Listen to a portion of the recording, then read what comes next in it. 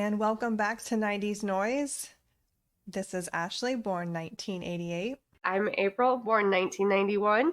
We are here today with a very, very special guest, our very first interview with a writer, producer, director, and published author. New book out in stores everywhere, online.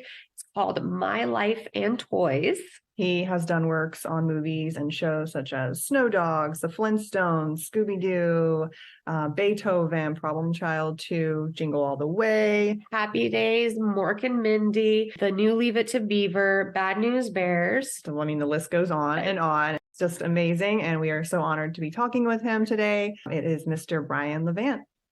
I hope you enjoy the interview. All right. We are back with 90s Noise, and we have a very, very special guest here with us, BRIAN LEVANT, who is director, writer, producer. You are just a triple threat, honestly. We absolutely love it. And thank you so much for joining us today. We are very, very excited to have you on and get to discuss some of your career and also what you're doing now. You've got a book out, which is incredible, very insightful, very, very insightful. But if you don't mind, we'll kind of start with some of the work that you've done that's really inspired us and been a big part of our lives. And then we want to jump in to talk to you about your book and everything too. Well, great. Let's go, guys. All right. So one of the biggest movies that you've done for us personally was Beethoven.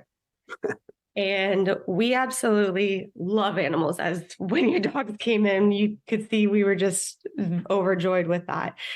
What's the experience like working on a set with animals? You did Beethoven, you did Snow Dogs, and being able to direct animals, like how different is that from directing people and kids? Oh, much easier. No, it is. I'm sure we'll wander in and out during the course of this. I have in my house about 700 pounds in Newfoundland, but we didn't have such big dogs when I did Beethoven. I do so many animal films because I think I get along with them better than most.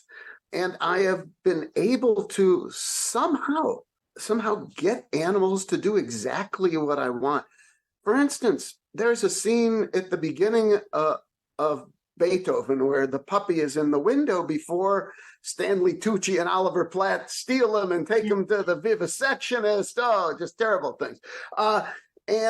And I wanted him to be playful and really show some puppy spirit. And I just started making faces at him and tapping on the window with my keys, and I got him all worked up. And he rolled around in circles, and then all of a sudden he just stopped and laid down and went to sleep.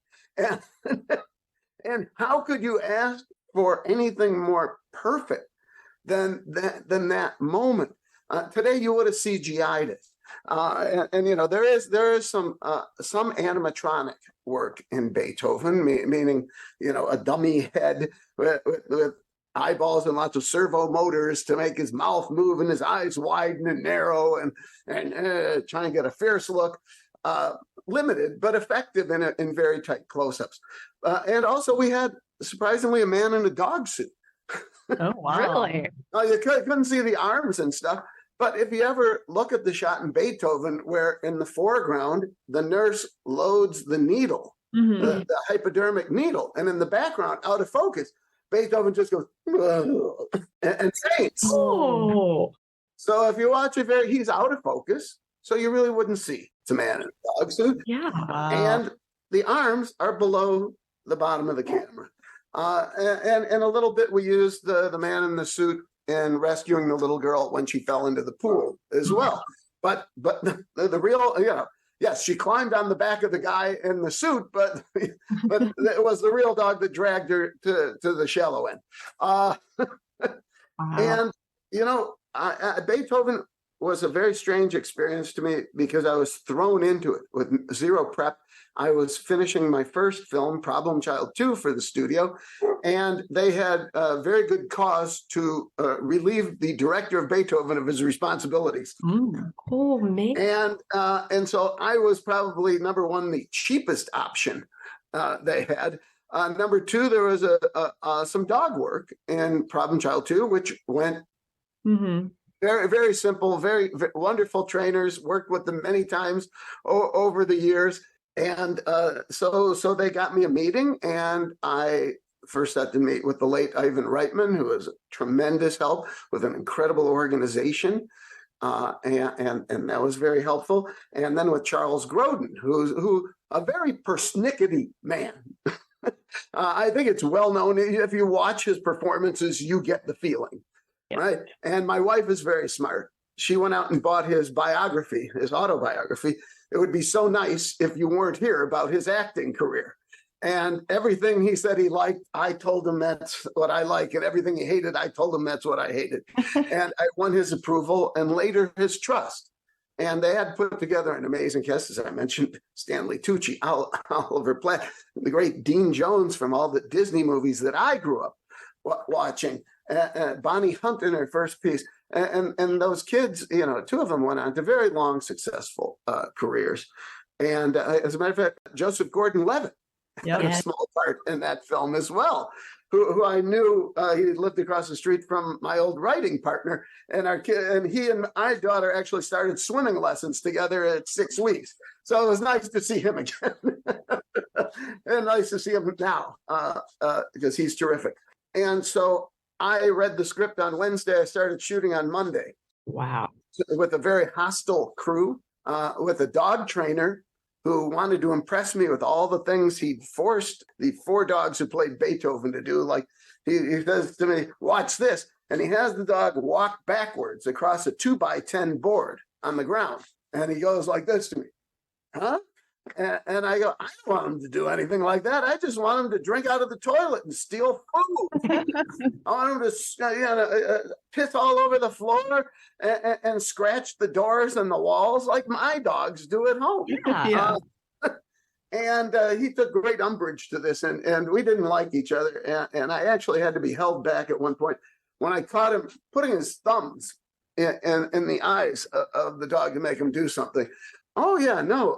And, he also had this great relationship with the Humane Society, who was supposed to monitor those kinds of things on set. And so they, if anything ever happened to him, they'd slap his wrist, and he was a big dog trainer. He did the Babe movies. And when I saw the duck carrying the clock in his mouth, I said, oh, God, what did he have to do to make him do that? But anyways, the dogs, you have to have a very low expectation of what an animal will do in a shot. And basically, I can get them from place to place. And I can let your experiences, your expectations of what you want him to do, what they're capable of in your mind, to govern the storytelling. Because they don't know they're in a movie. They don't know I'm supposed to jump through this. If I do this, they'll give me food. All right, I'll do it once. Yes. And I got my reward, so I'm not interested. I also they don't give them a lot of food, so they're more responsive. Yeah. And I used that once. In Beethoven, I wanted to have him drink out of the aquarium bowl. And just to make sure, he went up and went right for it. And, we built a special bottom to the bowl, and we got a glass table, and we're shooting up, threw it underneath, and I wanted to make sure it had. So I said, just it was summer. And I said, let him not have any water for a couple hours, and we'll get that, and then he can have plenty. Yeah. But Beethoven really changed my career because it was a hit. And someone was just saying to me yesterday that, if you don't have a hit with some of your first projects, you're never going to get another one. And so Problem Child 2, although it made far less than the original, nonetheless was profitable, and it's continued to be profitable for them. And that was an unusual film because Problem Child 1, despite terrible production problems, made a lot of money, and they had to basically reshoot the whole thing. And they were so buoyed by its success, they got a release date before they had a script. So we had to back into a release date, which meant, like 6 weeks of post or something. And they were looking for a TV director. And I don't even know if anyone ever would have really thought of me as a TV director, because I only was directing on my own show. Problem Child led to Beethoven. Beethoven led to the Flintstones. Mhm. Beethoven was changed the video industry. You got videotape. So because in those days, what year was it? What year is it? 92, right? Yes. 92. No movies that did not gross over $100 million were sell-throughs, meaning you could buy them. You had to rent them. It was a much better business. Yeah. So Beethoven was the first film that made $58 million domestically, but $80 million overseas at a time when there were probably a quarter of the theaters that there were today, and a quarter of the countries who received those films. And so it became the first non-$100 million film to become a sell-through, and it was very successful because, as you probably grew up on, you can watch it over and over again. And actually, someone recently sent me two different people sent me one of their like 18-month-old grandchild who would watch the moment where the cat snarls at the puppy as he's walking through the street again and again and again and again and again. And someone else just sent me their Newfoundland watching Beethoven. And to digress, I did the second Max movie, which was much different than the first. But I had never seen Max in the theater, so I rented it and went upstairs. So we have a bigger screen, and sat down and watched it. My 18-month-old puppy came up and started watching the movie and started getting very involved, barking when he's in fights. But the funniest was, the screen is on one wall and the bathroom is behind that wall. So he kept going around it to see where the hell the people were. But I said, the way I opened the meeting was, I said, I told the story about my dog watching the movie, and I said, if you film the script you have now, I don't think my dog's going to like it much. So we changed the script. And Snow Dogs was once again a huge undertaking. We had 80 dogs that we had owned or rented for the film, and it required a lot of trainers. We took over the fairground where they have livestock shows and stuff to convert those for kennels for all those dogs, and feeding them, and the primary ones had doubles, and and certain ones had to be dyed to match non what do we call it? Kind dye, not bad dye, watercolor kind of stuff. Still, they had to do it on a couple to make them match. And we shot up on mountaintops, on frozen lakes. At one point, we had a horrible snowstorm at the end of one of our shoots at 15,000 foot altitude. And on the packing out of the location, I mean, two of the trucks fell off the side of the hill. It was quite a manly experience, and the Canadian guys, I'm bundled up like I had the entire North Face catalog on head to toe, and the Vancouver grips aren't even wearing gloves, Oh yeah. So we shot that in Vancouver and up in Canmore in the Canadian Rockies outside Alberta, where they actually had the Winter Olympics not long ago around that time. And so, the animal work is difficult, but no dog has ever said to me, "Well, why am I doing this line?" And I feel for them because they're working animals, and I prefer animals that sleep on couches, which in abundance right now. If I flip this around, you'd see. I prey on people's affection for their animals and their love for them in bonding them to characters who don't know they're in a movie.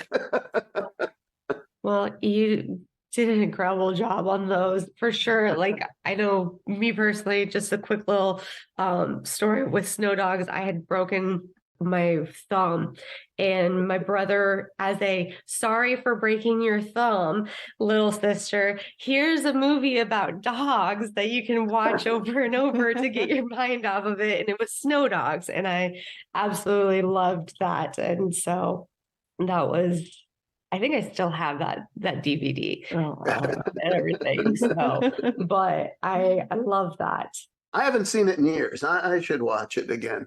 It's tough for me to watch my movies. It's the same things that bug me now as it bug me. You don't use, with time, you'll forget it. You can just get lost in the movie. No, I still say, look at that stupid extra who looks at the camera. Look at if we only had just held that for another the same things that kill you. That's the trouble with editing. You have to watch them over and over and over again. Try and cut around them. So can we transition into kind of how you got started in the industry? Yes. Well, I think I'm kind of unusual in that by the time I was 4 or 5, I knew what I wanted to do. Wow. I was really born into the birth of children's television. And when you think about, Howdy Doody was a killer phenomena. They sold in 1940s and 50s dollars. They sold over $2 billion of licensed merchandise. Today, that's probably about $70 billion. And everything from Christmas flocking to furniture, clothes, puppets, sponge. There's nothing they wouldn't put the Howdy Doody logo on. And there were many, many shows. The local stations, there, a lot of them, they weren't national like Howdy Doody. Local shows, because what is really cheaper for early TV than one guy with his hand on the other side of a puppet stage, doing a puppet and talking to it, and then running old, really bad, really cheap cartoons and Three Stooges stuff and all. And so I really identified with television much more than I think most people did. And I knew I wanted to be in it by then. I actually have a card my mother saved from my nursery school teacher talking about my incessant yapping about going into TV. Wow. And by the time I was 8, I started submitting jokes to those kind of TV shows. None were ever used, by the way. And I started doing a lot more writing, for every classroom paper, temple, camp. The camp newspaper, it really is because I started as a cub reporter there when I was like 10, before I was even 11, and worked my way up to editor for 2 years. But the guy before me won Pulitzers as a managing editor of the Atlanta Journal-Constitution and the Philadelphia Inquirer, and I did the Wednesday totem pole at Camp Indianola. The Sunday editor was NPR's Scott Simon. Oh, wow. So, this was really a job for people who were serious about becoming writers. And most of them did. I can go back even a few more generations, but I won't bore your audience. And that continued, writing for my high school paper, writing for my community paper. And I started making movies when I was 10. I had a TV show in high school. We did an interview show, and sometimes we did sketches. And by the time I went to college, I still sort of felt I was probably more headed towards journalism. And then I said, so here I've been having bylines, all this experience. And they said, well, you can't even write for the college newspaper till you're a senior. So yeah. Oh, wow. I just got in a different line.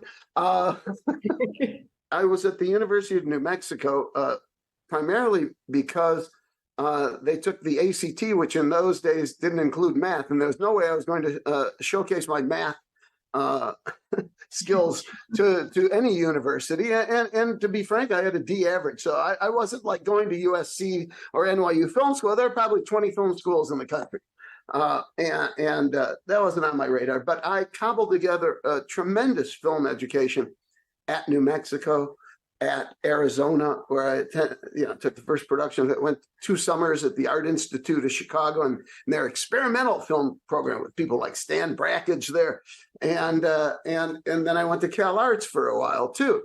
And after I graduated, I wrote a spec script for the Bob Newhart show, and my then girlfriend, now wife of God knows how many years, 47, I don't know. We boldly moved to LA, and within a few months, I was actually making a few dollars. And within a year, I was in the Writers Guild, having sold stories to the Jeffersons and another series that Danny Thomas was a huge star in the 50s and early 60s did.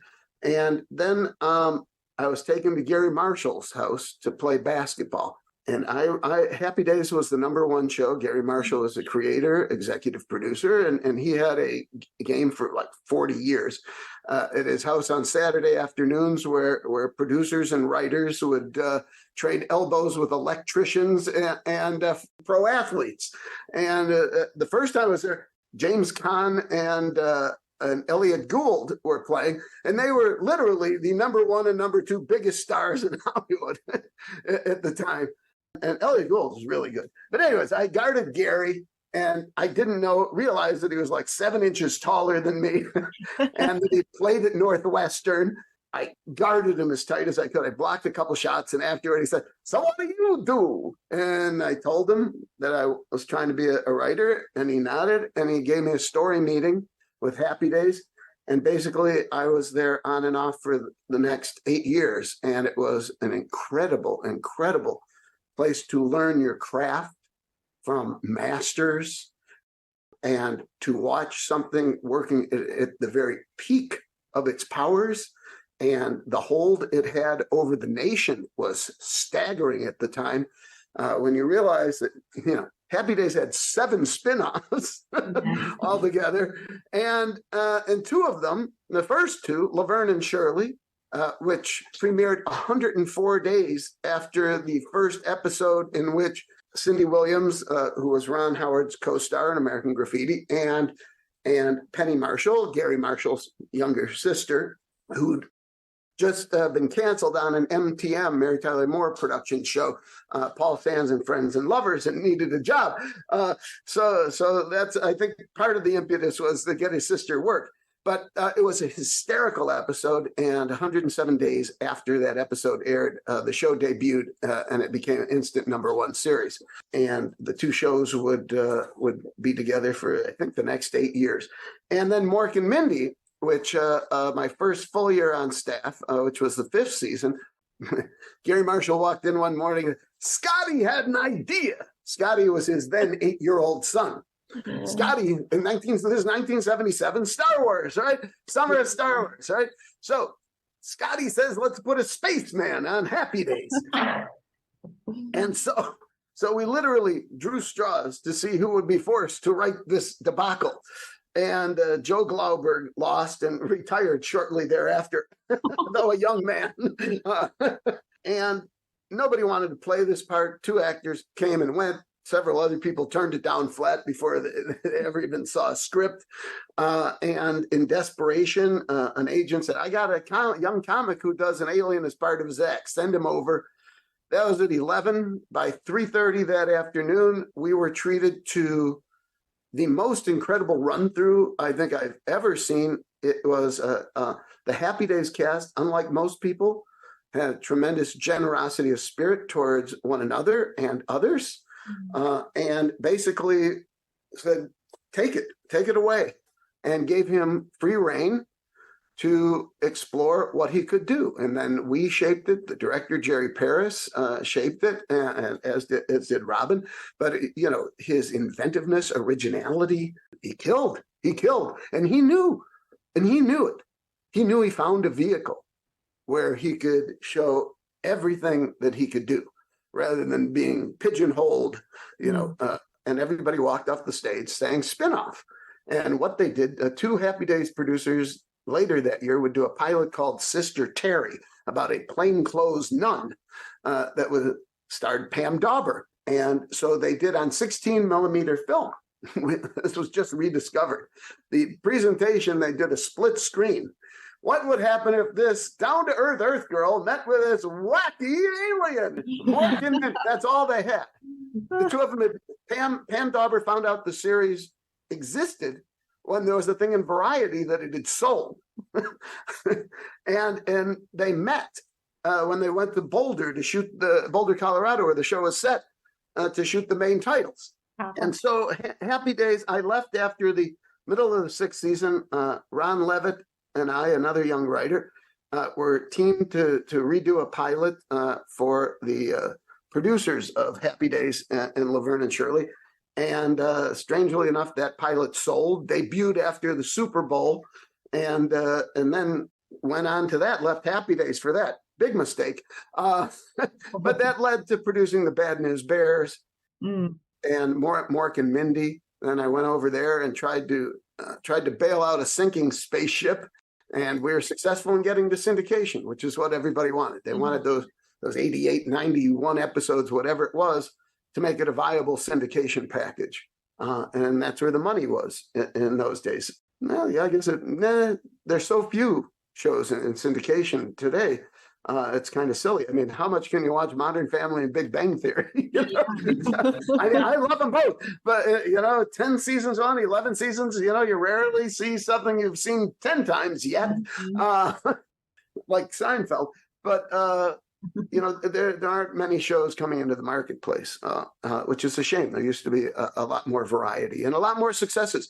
In 1977, 78 TV season, I believe 9 out of the 10 top shows were situation comedies. Today, there isn't one. I think Young Sheldon's maybe like number 18 or something. Yeah. And that's sad. We've lost something. Especially what we've lost is entertainment where the whole family can watch rather than everybody being in their own rooms. Watching Nickelodeon in one, Disney Channel in another, Netflix in one, and the Hallmark Channel with grandma. So we have lost something like that.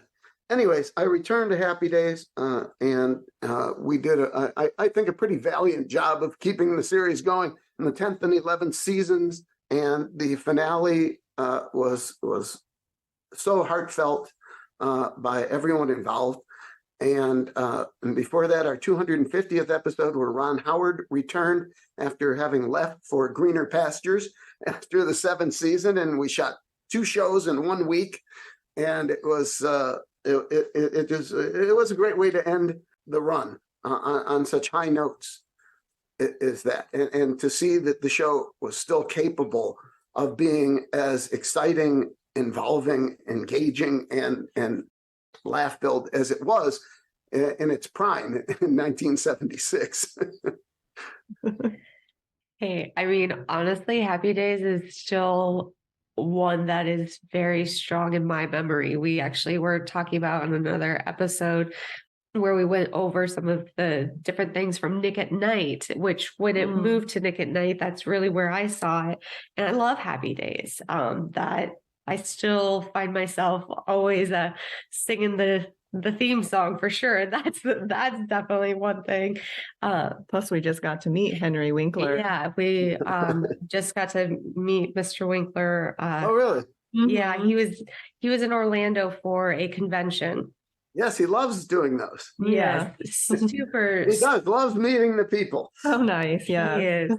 Now, actually, with Happy Days, this kind of goes into another question. What like I said, you're a triple threat, the writing, producing, directing, and you did all of that with Happy Days.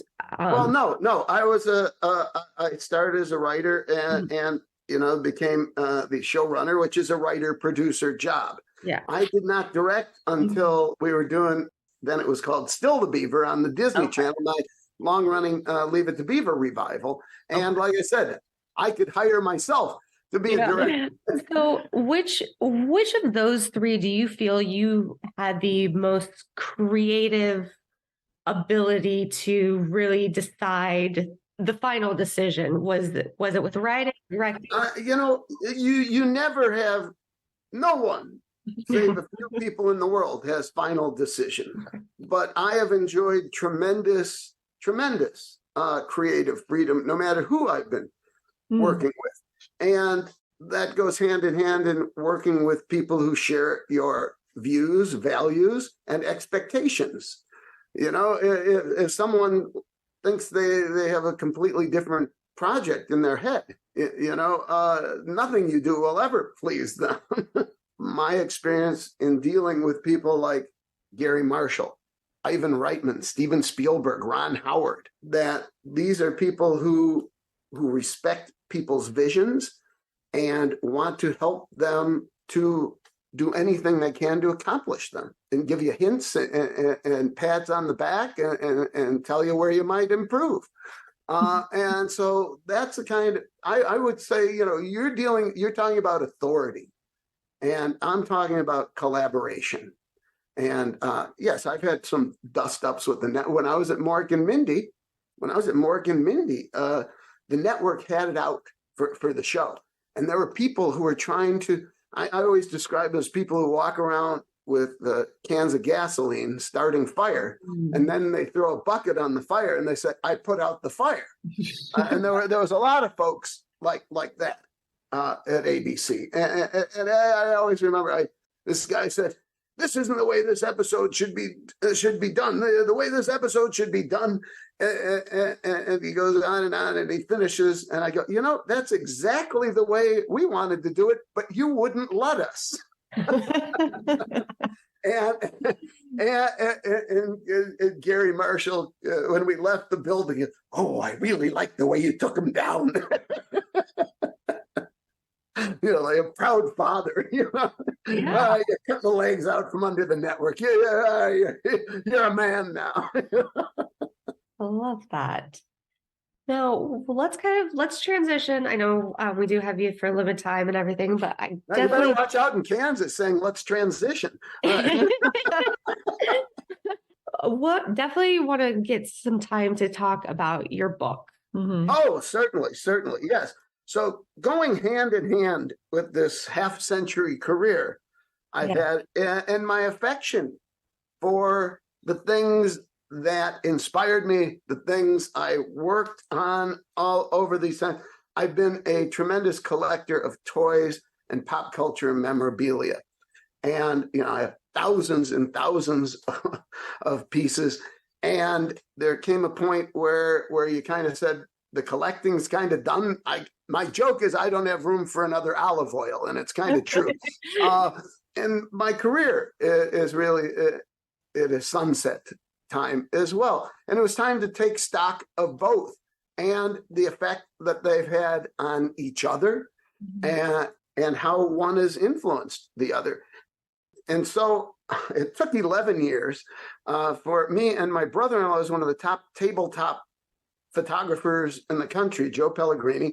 For instance, every Subway sandwich you've seen in a magazine, in store, on a billboard, behind the counter in pictures, he's taken for the last 16 years. He shoots sweaty coat. So I turned him loose on my coat. He's in Chicago. So every time I go home, I take a big box, and we spend a day cleaning, shooting, wrapping, shipping it back. And this went on for 11 years. And we created a supersized coffee table book. It's huge. Literally, it's almost a foot tall and wide, and 480 pages with over 1,100 original beautiful color photographs that reflect those kid shows that I grew up on. Beaver, Happy Days. Happy Days, you wouldn't think. Happy Days had over 20,000 licensed products. Yeah. Bicycles, shampoo, action figures, games, dolls. You have no idea.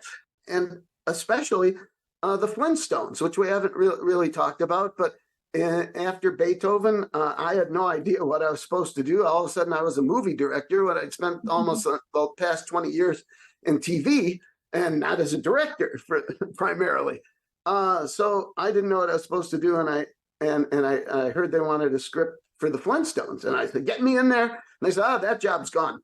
but they'll meet with you as a director. And I couldn't believe it. And I had a meeting with Spielberg and Kathy Kennedy, who now runs the Star Wars empire, over lunch while they were shooting some stuff for Jurassic Park on the back lot.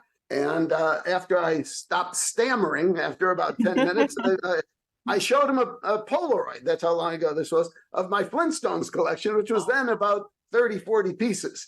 And behind the little sunglasses, I saw the eyes light up. And I think he's very intuitive. And he said, here's somebody who the Flintstones isn't just the vitamins his kids take. He knew that I had done Beaver, which his office was actually exactly where the Cleaver's house was before they moved the whole street, Colonial Street at Universal, to make room for his office.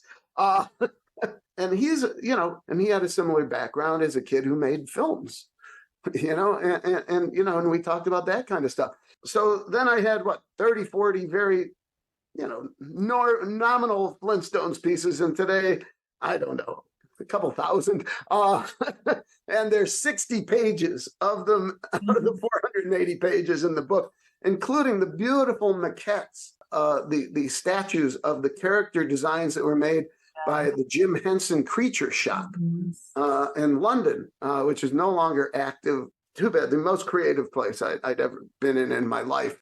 And the work they did for the Flintstones is just magnificent. You wouldn't make the Flintstones the same. We built bedrock. We built the town in a quarry. We built the neighborhood in the overflow parking lot of a state park outside Los Angeles, where the tectonic plates, the things that cause earthquakes, had pushed up through the earth, and these huge dramatic vestiges of rock forming the background. Today they would make doors and floors. Yeah. And that's about everything would be CGI'd. And so there's only 53 CGI shots in the Flintstones, and the rest of it is puppets. And if you see Dino up close, he's a puppet operated with the Henson motion control system, which was an incredible way to take puppeteering into another century. And unfortunately, it's kind of outmoded today, very little used. But the skills of these people is just off the charts. So anyway, if you saw him up close, he's a puppet. And if you see him wide shot running through the dog door or something, he's CGI'd. But they're both made from the same models. And the Flintstones in its day was one of the set the Memorial Day record for box office gross in America. It grossed one of the top grossing comedies of all time. At that time, 347 million. And once again, China wasn't open, Russia wasn't open. Well, now it isn't open again. But there's so many parts of the world that were not even served. And the Flintstones succeeded even in places tremendously in the Spanish-speaking world, where it had always been strong, and in Europe. But Japan, they never even had the series, and it did very well. People dug it who didn't know it. So, and I think that's probably like a little over $1 billion in today's money, which is Marvel money in a way. But the sequel, John Goodman, I think people said yabba dabba doo to him too much in airports, and he didn't want to put the dress back on. So we pivoted and we did the sequel, which was a lot of fun to make with very, very, very talented people, but it just never found the same favor with the audience. Spielberg, the first time he saw it, he turns around and he says, "I think you made a better movie." Audiences disagreed. I personally enjoyed both of them, so I was scared at the premiere when one of the writers walks up to me and says, "All those talky scenes, what were we thinking of?" Oh man. So kind of just going back with the book, and please let's talk book. Which is from publisher G Editions, available wherever books are sold, and with a new low price on Amazon.com. Which looking over, reading everything, was so much insight on different things. Like you were talking about how Happy Days, there's so many different pieces of toys that were out. What do you think the process was? Because Happy Days wasn't necessarily a child geared show, Well, but yet it was a family show. Yeah. And, you know, I always used to say that I was never happier at the movies than I was watching my kids when they were young totally be absorbed and you know, literally pace themselves into Oz. You know, the experience was so dynamic, and to share that with your kids. And once again, we talked about how we've kind of lost family viewing, but in those days, it really was. There was something for everybody. You know, your 13-year-old sister could drool over Scott Baio. The 8-year-old could like Fonzie, putting people down without throwing a punch. And mom and dad like Howard and Marion and that nice Cunningham boy, right? And so, you know, it lent itself to action figures. It lent itself to games. It lent itself to, they didn't make Bubble Bath, but they made bicycles and pinball machines and so many crazy combs and necklaces and the world of merchandising is a lot of fun. And I really like multiples of things, not of the same thing. But for instance, up until maybe like 1980, style guides, meaning, like if you buy a Simpsons toy today, no matter who makes it, it's going to look the same. It's the artwork is standardized. You sign the contract, you use their models. Prior to that, and especially when the majority of toys were made overseas, Japan, Korea, and later China, they didn't have style guides. It was really more like fan art. It was more interpretive. Oh, wow. So someone who was making the bedrock band with Fred Flintstone banging drums, with the cymbals are tortoise shells and their skins, literally. The way he makes Fred Flintstone is going to be totally different from the person who makes the dolls. It's just their interpretation of the characters. And remember this, that for the first 3 or 4 years of the Flintstones, it was made in black and white. So their reference wasn't even in color. So you often see, orange Dino and Fred with green hair. Yeah. And no difference between Betty and Wilma. They just couldn't tell them apart whatsoever. Yeah, they're women. All right. So with that, you were talking about how your toy collecting, like with collecting it, you did have influences. Did that really also truly influence your projects, with the exception of Flintstones? We talk about Flintstones. How well, Jingle All the Way. So I pick up. They send me the script, and they said this is going. They got Arnold Schwarzenegger. Oh, okay. And I open the script, and it's the Turbo Man figure being manufactured. And I said, oh my God, this is a movie about toys. I'm going to have a whole shelf of Turbo Man toys, and indeed, I can't even show you. Oh yeah, it's up here. Yeah, you can see. Oh yeah. Wow. And so I was immediately attracted to it. And so what was important to me? Designing a toy line, right? Designing the hottest toy line in America, and we're so confident in the film, right? And we're so confident in it. Really, designing a superhero, a unique superhero, is very difficult. It's like God knows how many iterations we went of the costume.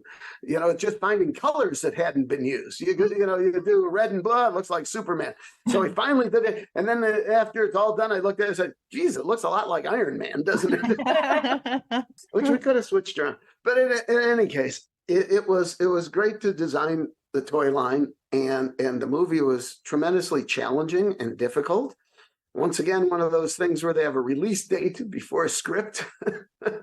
And so we had like 12 weeks of post-production. Normally on a movie like that, you get 30, 32 weeks. We didn't have that. So the visual effects were very rushed. And in those days, you actually had to time the VFX shots, the CGI shots, before they could finalize it. So you had to project. The director of photography had to figure out what the shot before and after would have to look like to make this one a certain way. And, all these little tiny awful problems that weigh on the post-production. In any case, we thought we were going to have the number one movie, the hottest selling toy in America. And of course, the movie bombed. Came in fourth the first one, went up the second week, but only did 61 million domestically, another 61 million overseas, which was a real disappointment for an Arnold film. In fact, like 3 years later, I got a letter from Fox saying, we're not going to send accounting statements because there's no way this movie's ever making money. I might check that out. It's been a little more successful. So here we are 25 years later, and Funko re-releases the Turbo Man figure that Tiger Toys had made from our design. And it finally becomes the hottest toy in America. And Funko has a whole line of Funko Pops, and people are doing tremendous fan art. People are flocking to 25th anniversary screenings of it. People constantly tell me how it's a viewing tradition in their house, and this has been going on. I first got wind of it, when people would. I spent a lot of time on campus. I teach, and I just finished teaching at the University of New Mexico, my alma mater, for 6 years, and I'm still teaching at the University of Arizona, where I also attended for a couple months a year. But people started bringing me these worn out VHS covers to sign, and they say, we watch it every year at our house. And I go, really? Don't you have anything better to do?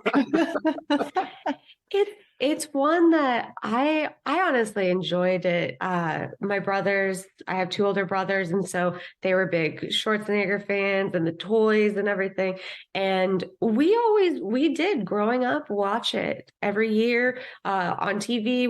We'd sit around and go through our TV guide and see when it was going to be on that week. No, and it's incredible for a movie that went nowhere.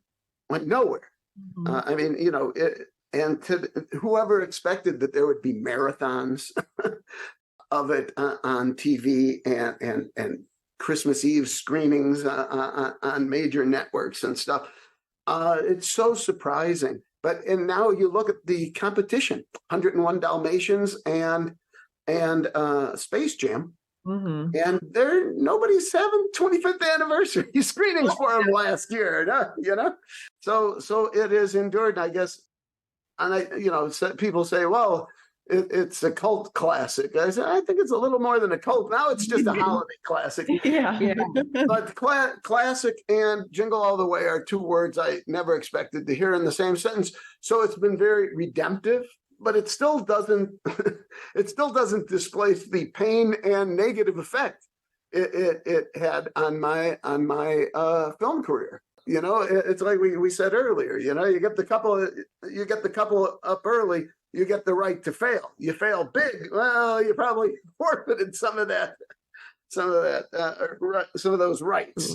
Well, I love that you put everything in a book form to share with everyone, because you had mentioned in there that the toys that you've collected are not ones that you necessarily have like preserved in a box. You love the toys that have been loved and, they've been taken out and they were actually toys that people, sort of play with or whatever. And I really liked that aspect of it. Well, they're also cheaper. Yeah, that's true. and it makes for a wider collection. No, but I like something in nice condition, but I also love it if it's in terrible condition, if it really was loved. I have a Amigo Superman, and they used to come with the Superman emblem was a decal that you put on the cloth of his shirt. And so I have one, and the kid was stupid. He was holding the thing upside down. And so when you turn it right side up, the Superman logo is upside down. But he didn't throw it out. He kept it. Yeah. Oh my gosh. Absolutely. And I just wanted to share with you, I have my... Oh, that's from Beethoven too. Yeah, I have her still. That's Missy. Yeah. I had nothing to do with it. They wanted me to do Beethoven too, and that was at the same time as the Flintstones. And so I had to very painfully extricate myself from that Aw. because those people were so wonderful to me. And then you say, oh, sorry, Spielberg is calling. Yeah. Spielberg's calling. Even though their buildings were like, like you could hit from one to the other with a tennis ball. Yeah, they built even a nice building too at Universal. Now, for your collection, what do you have a preferred method of acquiring new toys? By all means. I don't spend a lot of time on eBay. Like I said, I haven't really been buying. I guess I did buy something yesterday, but but it's becoming rare and rare. It used to, antique shows used to be so great, the big toy shows, and they really aren't there. And eBay, in a lot of ways, is like shooting buffalo. Things that you sought, you hunted for years, and it took me, I think, 24 years to find a Leave It to Beaver magic slate, which is those cheap thing, that 19-cent toy where there's like crayon surface covered with a very thin plastic sheet, and if you press down on it, you could make a line, right? Yeah.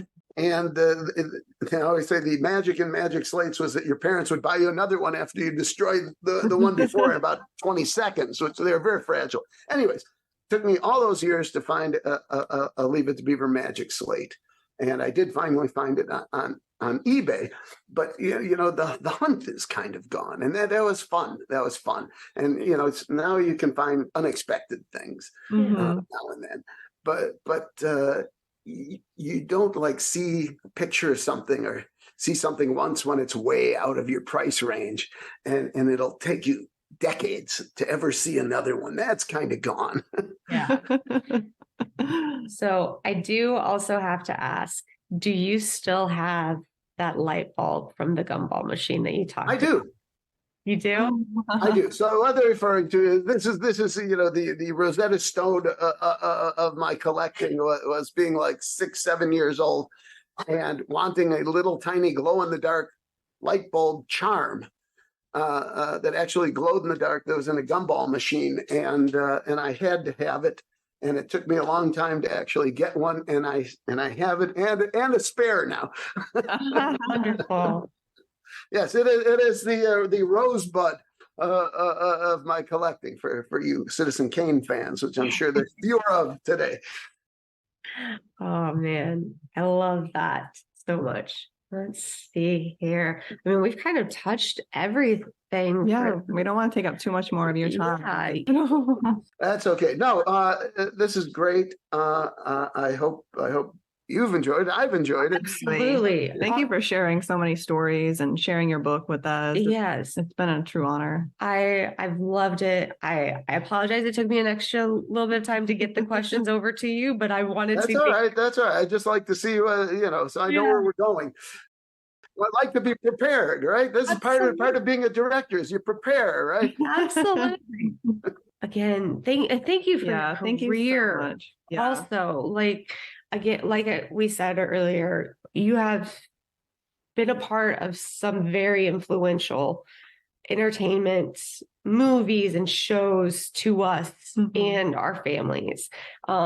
It's an honor to be able to sit down and talk. Oh, well, and tell your brother who broke your thumb, he's on my shit list, okay? Although he did get you snow dogs. Well, he's okay. He's okay. You don't have to just disinvite him from the next Jingle screening.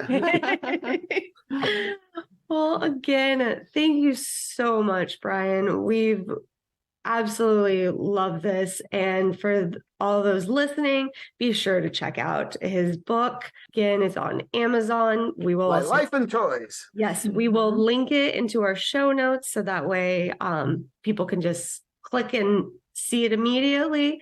Great. But it's available everywhere. Walmart has it. You can order it. Bookshop, wherever books are sold. Wherever books are sold. Yes, for sure. So you got a guy in the, hey, want to buy a book? Absolutely. Again, thank you so much. Our pleasure. Our pleasure. Good talking to you. We really All right. appreciate it. Adios. Take See care. ya. I'm disassociating. Bye bye. Bye.